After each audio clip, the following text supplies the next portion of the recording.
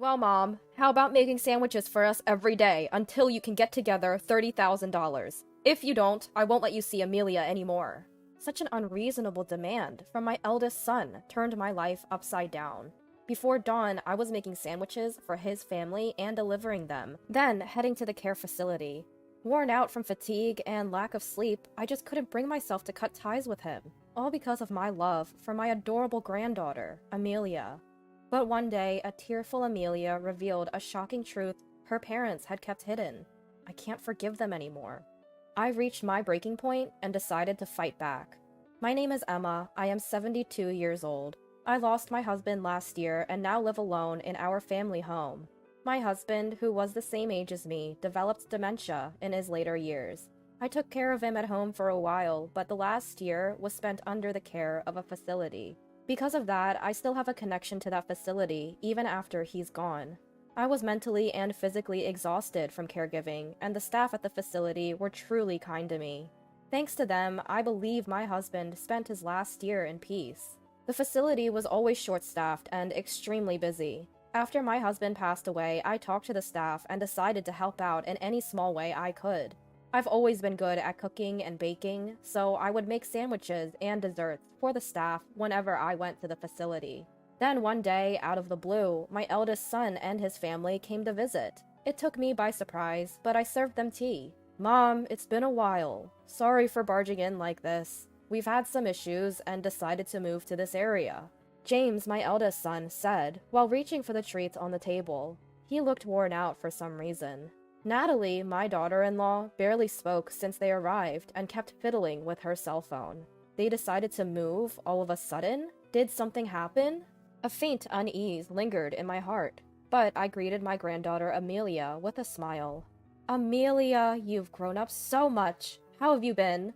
It must have been about 5 years since I last saw my eldest son's family. Ever since my husband was diagnosed with dementia, my days were consumed with caregiving, leaving no time or energy for anything else. I couldn't even keep up with my adorable Amelia. Granny, it's been a while. I've been good. I'm in the 9th grade now. Oh my, how time flies. You'll be taking exams this year then. You better do your best. Upon hearing this, Amelia's expression turned somber. I wondered, is moving during such a critical period in her education a good idea? Just then, a cat's meow echoed from the kitchen. Amelia whispered with joy, "A cat?" and hurried towards the sound. Mom, since when did you get a cat? No, that little kitty just pops in from time to time. I always leave the back door slightly ajar for her. Sounds risky. James was staring intently towards the kitchen. Natalie didn't lift her face from her smartphone. In Amelia's absence, I probed my son and his wife about the reasons behind their move. Their response was vague, but in essence, they moved hastily due to financial troubles stemming from a failed business venture. I then inquired about James's job. Job? Well, things have been rough. My health's been on the decline, and the doctor advised some rest. More importantly, Mom, I have a favor to ask. James was hoping for a loan.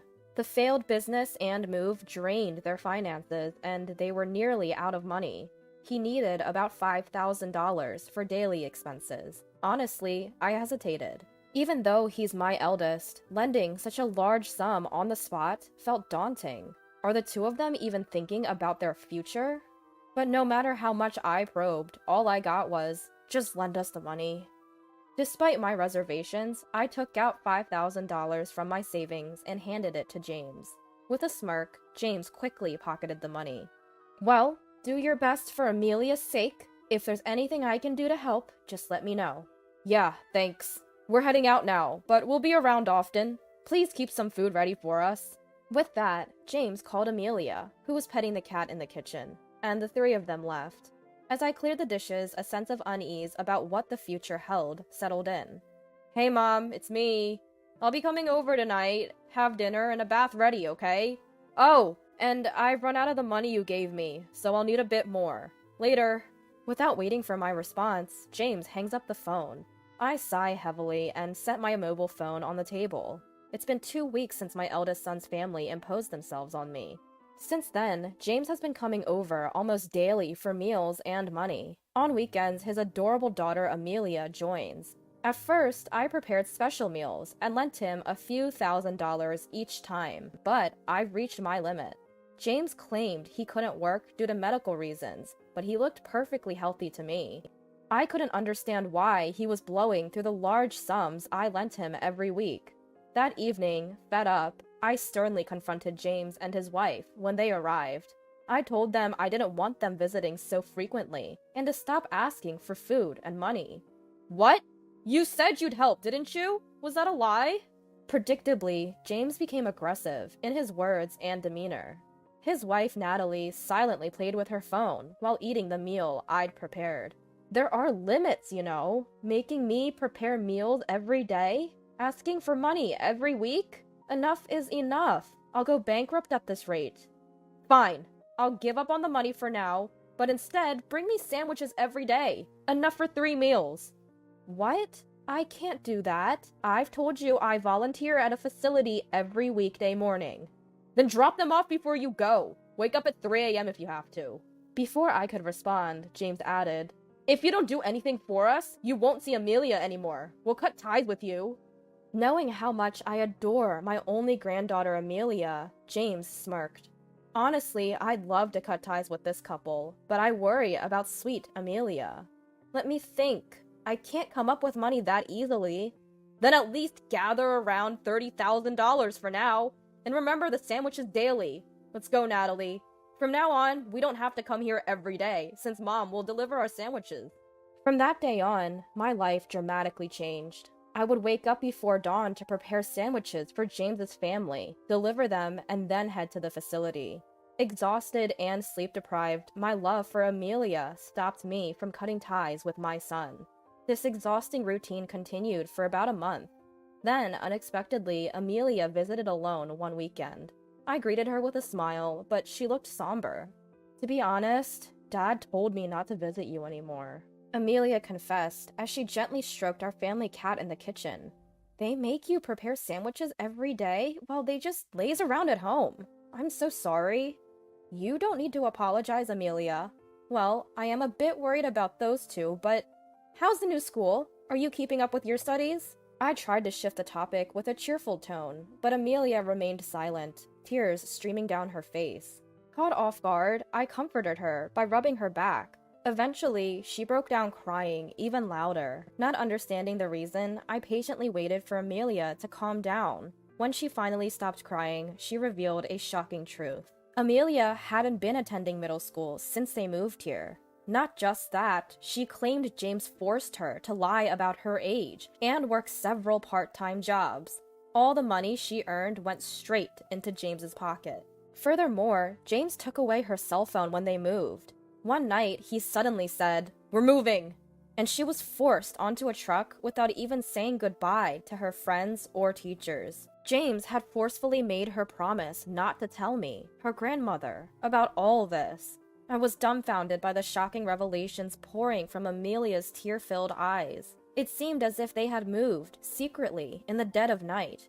What could have possibly happened to my eldest son and his wife? That's how it was. Amelia, you've been struggling all this time? I'm sorry I didn't notice earlier, but thank you for telling me. No, I should apologize. I didn't want to upset you. You know, I overheard Dad and Mom talking about you yesterday. They were planning to secretly take some sort of property deed from your place, and then pretend you have dementia to place you in a facility. I just couldn't hold it in anymore. Unable to hold back, Amelia began to cry again. I hugged her tightly. No matter what, I couldn't forgive my eldest son anymore. Until now, I endured everything for dear Amelia's sake, but I've reached my breaking point. James is clearly an adult and a parent himself. He must face the consequences of his actions. I made up my mind silently. Amelia, you don't need to worry. Leave everything to me. Oh, by the way, where are you planning to take your school entrance exams? I smiled at Amelia, trying to encourage her. Amelia, her eyes red from crying, looked a little comforted. Well, I want to go to a place called Winchester Culinary School. With everything going on and lack of money, I might not even be able to apply. Oh, the Winchester Culinary School! I know it. It's a vocational school for cooking and baking, right? The person who founded it was in the same class as your grandfather and me. It's a good school. Really? That's amazing. I love the dishes you make. I want to make people smile with my cooking, just like you. After that, Amelia shared her dreams with me. She told me that despite her tough circumstances, she never gave up and continued studying diligently. I encouraged Amelia and made her promise to continue her studies. After seeing Amelia off, I quickly took action. First, I decided to investigate my eldest son and his wife, so I hired a private investigator. A week later, after receiving the investigation results and pondering them, I made several contacts. Once everything was in order, I called James. I have something substantial to give him. He must bring Natalie and Amelia with him. Thinking he'd finally get his hands on the big bucks, James eagerly agreed to the conditions, deciding to meet at a coffee shop over the weekend. I was seated by the coffee shop's window, engrossed in my phone, when James and his family approached. I set my phone down on the table and exchanged greetings. Hey, give me the money already. Do you want to be cut off from us? Immediately, James reached for the thick brown envelope by my side, filled to the brim. Pulling the envelope closer, I held onto it firmly. If you really want, we can sever ties. But before that, I have some things to confirm with you. Only after that will I hand this over. I began by pointing out that ever since their move, they hadn't enrolled Amelia in middle school and had been making her work illegally on the side. The couple tried to brush it off, clearly eager for the money, but eventually admitted the truth. We had no money, so we had no choice. Once we get the money, she'll quit her job and go back to middle school. Suspicious. With doubt, I continued to question why James wasn't working. Are you truly on medical leave? Which hospital did you go to? Show me some proof, like a receipt or a health insurance card. I don't have any. You're not faking it, are you? Lying just because you don't want to work? As the atmosphere grew tense, James raised his voice. Don't say things like that! I didn't go to any hospital, but something really traumatic happened, and it's been hard. James, can you honestly tell me what happened? If you do, I'll give you this. When I motioned to the envelope in my hand, James begrudgingly began to speak. I get it now. When you said your business failed last time, you were actually betrayed by a business partner, a guy named Alexander. He took off with all the money I worked so hard to earn. He had control over the core know-how and equipment, so I was powerless without him. Oh, that's what happened. I'm the victim here. That's why I couldn't pay the rent and other bills and had to move. Now just give me that money already. With that, James snatches the envelope from my grasp. However, when he quickly opens it, instead of a wad of cash, it's filled with a bunch of bills. James stares blankly at the bills scattered across the table. Why don't you just tell the truth for once? Feeling let down by my eldest son's persistence in lying, I reveal the facts I've gathered. As the business started to profit, he got deep into the sex industry, accumulating massive debt. To cover it, he deceived his business partner, took all the earnings, and even got involved with payday lenders. Then he moved away secretly in the middle of the night. Do you have any idea how hard it was for Amelia? She was thrown into chaos without understanding the reason. She couldn't even say goodbye to her friends and teachers. And you took away her phone? Do you understand how scared and hurt she felt? Whether James was listening or not, he desperately searches the bills, hoping to find money. Watching his pitiable state, I was utterly exasperated. James, hiding from payday lenders and business owners, had neither been working nor notifying the proper authorities of his whereabouts or processing school transfers for Amelia. His wife, Natalie, wasn't working either, so they had no income. It's clear they were counting on me from the beginning. No, I was planning to work once things settled down. What exactly did you do? All you've done is demand money and meals from me and force Amelia to work, right? Natalie is always on her phone, not working at all. Also, I know you've been sneaking into my house while I'm gone. That's breaking and entering. A serious crime, you know. I always leave the back door open for the neighborhood cats. Knowing this, James had been repeatedly breaking into my house whenever I was away. The day Amelia told me about James and Natalie, I remembered I had a pet camera I'd won in a raffle. I fetched it from the storage and set it up. Sure enough, the footage showed James sneaking in from the back door while I was away, rummaging through my cupboards.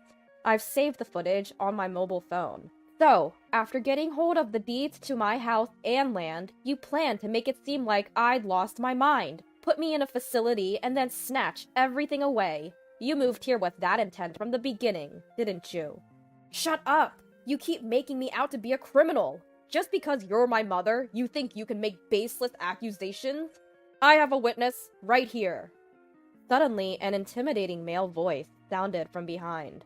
James, upon seeing the man, was shocked and jumped. What? Alexander? Why are you... Emma contacted me. I heard there was a discussion today, so I came from far away to participate. Good to see you, James. Looking well, I see. Saying so, Alexander took a seat next to James, effectively blocking his exit. It's my first time meeting him, but Alexander is quite an imposing middle-aged man. I'm surprised James dared to cross someone like him. James, return the money now. There are officers waiting outside. I filed a police report. Pay up or turn yourself in. Decide now.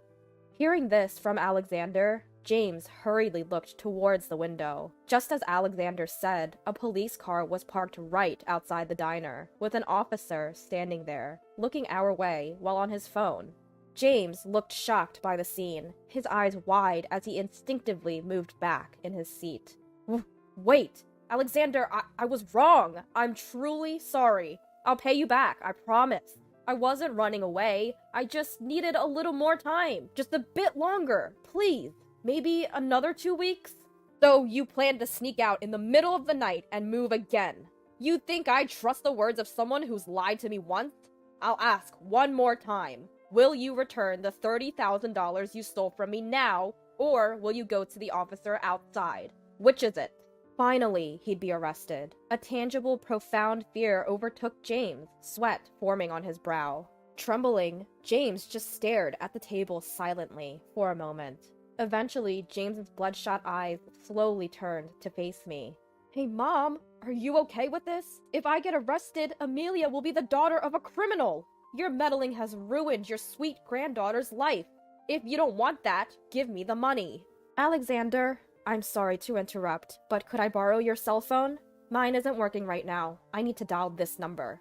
Cutting off James's desperate plea, I abruptly addressed Alexander. Ignoring the dumbfounded James, I took the phone that Alexander handed over willingly and dialed a number.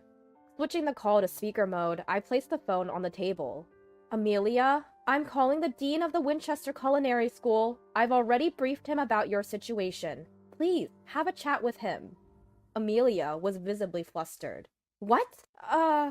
Shortly, the call connected, and a flustered Amelia picked up the phone. A deep, calm male voice came through from the other end.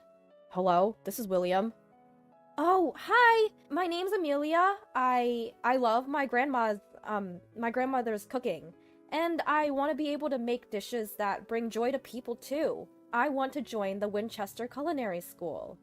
It was a call with the dean of the prestigious Winchester Culinary School. Amelia, filled with nervous excitement, tried her best to convey her feelings. Dean William listened intently, occasionally nodding and giving encouraging murmurs. I see. Thank you for sharing, Amelia. It seems you've been through a lot. Your grandmother Emma is an old friend of mine. I'm aware of the situation.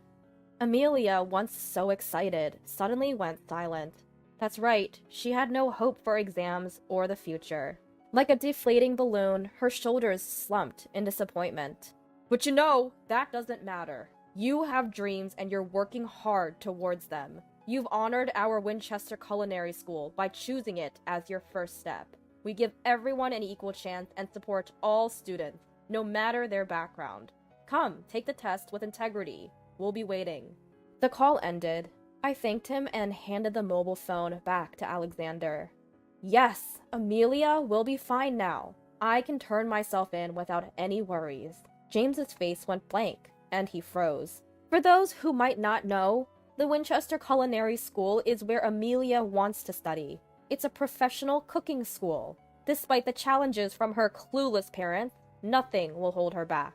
Amelia looked at her father. Her cheeks were still flushed from the tension of the call, but her eyes sparkled. James looked deflated, avoiding eye contact, clearly embarrassed. Prompted by Alexander, James exited the diner.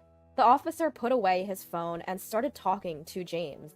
It's disheartening to see your child in police custody, but I want James to take full responsibility for his actions.